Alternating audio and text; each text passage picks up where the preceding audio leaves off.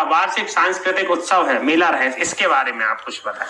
देखिए, जो हमारा रहेस मेला है ये अभी का नहीं है, ये सैकड़ों वर्ष पुराना है।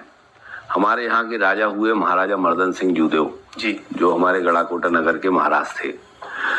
उनका जब राज्यारोहण हुआ, मतलब राज्याभिषेक हुआ, तो उन्होंने अपने राज्याभिषेक के उत्सव के रूप में एक मेला लगवाना शुरू किया था, जो बसंत पंचमी से शुरू होता है और रंग पंचमी तक चलता है जी। तो ये जो उस समय मेला लगा करता था, तो उस समय पशु मेले के रूप में यह मेला शुरू हुआ था और हजारों की तादाद में पशुवंश, गौवंश यहाँ पर बिकने के लिए आते थे और हजारों की तादाद में उनके साथ लोग भी यहाँ पर आते थे। उस समय कहा जाता है कि मेले में हाथी, घोड़े, ऊंट, बैल, गाय, जितने भी प्रकार के ये जो पशु होते हैं जो विक्रय के लिए हो सकते थे, वो सब आते थे। तो उस धीरे धीरे उस मेले का स्वरूप थोड़ा खत्म हो रहा था, क्योंकि अब गौवंश का उतना काम खेती किसानी के भी मध्य रह नहीं गया था, इसलिए लोगों का ये जो विक्रय का काम है वो कम हो गया था। हाथी घोड़े तो अब आप कहीं देखते नहीं हो, तो वो सारी चीजें कम हो रही थी।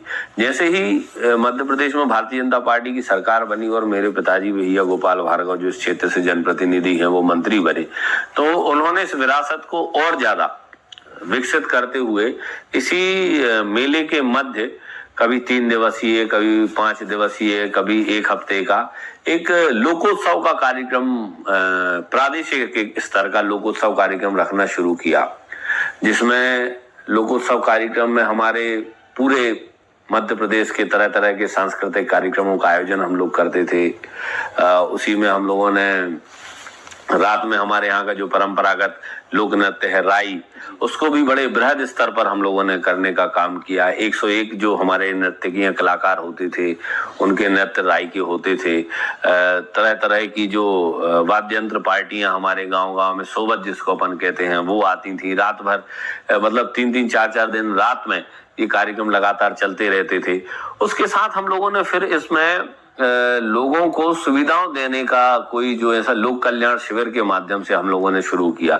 दिन में लोक कल्याण शिविर चलते थे। हमारे प्रदेश सरकार के जितने भी विभाग रहते थे, उनकी सारी योजनाओं का लाभ एक ही पंडाल के नीचे, एक ही प्रांगण में लोगों को मिलने का काम शुरू हुआ। तो ये एक प्रकार से हम लोगों ने जन कल्याण, लोक कल्याण और मनोरंजन का जो समागम करके लोकोत्सव का कार्यक्रम हम लोगों ने प्रतिवर्ष जो आयोजित किया, इसने बुंदेलखंड के साथ साथ पूरे मध्य प्रदेश में एक अलग छवि बनाई। बड़े बड़े राजनेताओं की शिरकत प्रेस मेले के माध्यम से हमारे यहाँ हो चुकी है। प्रदेश के हों चाहे राष्ट्रीय स्तर के नेता हों, सभी लोगों की शिरकत हमारे यहाँ होती है। और जब बड़े नेता आते हैं तो क्षेत्र के लिए भी कुछ ना कुछ उपहार स्वरूप योजनाओं की घोषणा यहाँ पर करके जाते हैं। ये सारी चीजों का लाभ हम लोगों को यहाँ पर मिला है।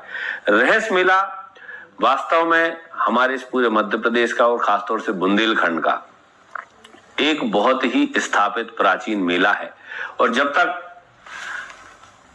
हम लोग सक्षम रहेंगे, हमारा प्रयास यही रहेगा कि हम इस मेले के जो गौरव है, जो इस मेले का इतिहास रहा है, उसको हम संजो कर रखें और उस गौरव को बढ़ाने का काम करें। जी, निश्चित तौर पे मैं आप सभी लोगों को बताना चाहता हूं और भैया की तरफ से मैं ये आमंत्रण दे रहा हूं कि ये बाहर के लोग भी आकर यहाँ पे देखें। और हम देखते हैं कि लाखों की संख्या में यहाँ पर आसपास के लोग ट्रैक्टर ट्रॉली भर के यहाँ पर संख्या में लोग आते हैं और देखते हैं।